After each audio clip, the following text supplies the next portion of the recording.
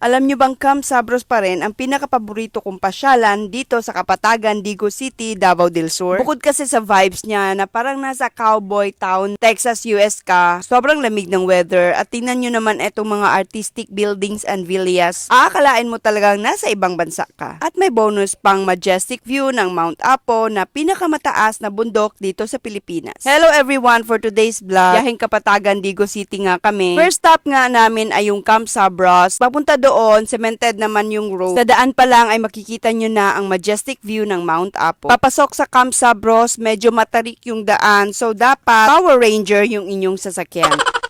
Camp Sabros entrance is 100 pesos for adult, PW and senior citizen is 80 pesos, and children is 50 pesos. Napakalawak talaga yung kanilang parking lot for motorcycles and cars. Meron silang bar and restaurant dito guys that offers world cuisine at para ka talagang nasa ibang bansa dahil sa mala cowboy town inspired place and vibes. Ito nga yung kanilang restaurant na may European inspired design, and here they are offering Italian food. Look at those ceiling, the old appliances, and the chimney. So every corner of this restaurant is really Instagrammable. They have wines and cakes at syempre may veranda din sila guys na may breathtaking view ng Mount Apo, the highest peak in the Philippines. Isa din sa nagustuhan ko dito sa Camp Sabros ay very shady ang place because of these tall giant pine trees. At alam nyo bang pwede kayong magdala ng food dito without corkage? You can do picnic at meron na din silang mga cottages dito, tables and benches for rent for only 500 to 600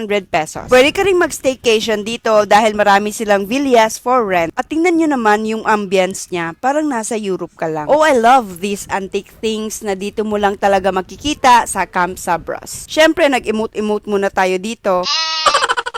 Nakakamangha talaga itong kanilang mga antique things guys, promise. This one is an old gasoline pump na ewan ko lang kung saan lupalop ito ng mundo galing.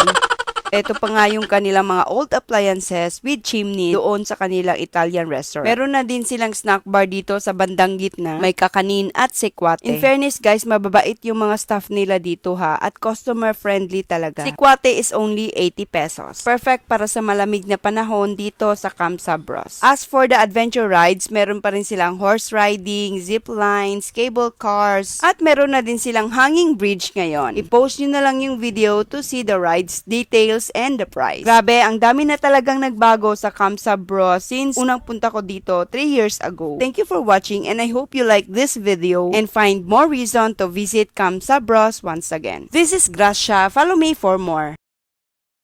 Saan nga ba kami pumupunta kapag nagpapaganda? Share ko lang kung saan kami nagpapaganda dito sa Jensen. Dito nga kami sa Del